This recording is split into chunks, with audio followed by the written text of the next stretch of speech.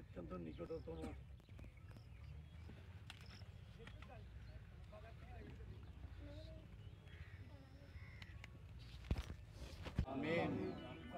বা মা প্রত্যেকের আজি আল্লাহ আমরা জাতীয়তাবাদী দলের আদর্শ উদ্বুদ্ধ করে আর সাথে একসাথে থাকতে পারেন দেশপ্রেম লই ধর্মীয় চেতনা লই আল্লাহ আর তৌফিক দো আল্লাহ আল্লাহ আর নেতা সালাউদ্দিন সাহেবর যথেষ্ট যেদিন গুনাহ কথা আছে ইনি মাফ করে দিয়ে আল্লাহ তাইরে দেশের কাম করি আল্লাহ সুযোগ দো আল্লাহ আমিন ربنا آتنا في الدنيا حسنة وفي الآخرة حسنة وقنا عذاب النار وصلى الله تعالى على خير خلقه وعلى آله وصحبه أجمعين بحق لا إله إلا الله যতদিন বাংলাদেশ থাকবে শহীদ ওয়াসিম আকরাম ইতিহাসে অমর হয়ে থাকবে আলহামদুলিল্লাহ। তার মৃত্যু একটা অর্থবহ মৃত্যু, তার জীবনের মূল্য,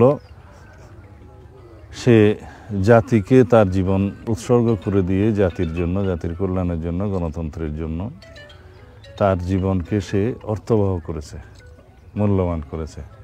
শহীদের কোনো মৃত্যু নাই, সেই হিসাবে তুমি গর্বিত পিতা। আলহামদুলিল্লাহ।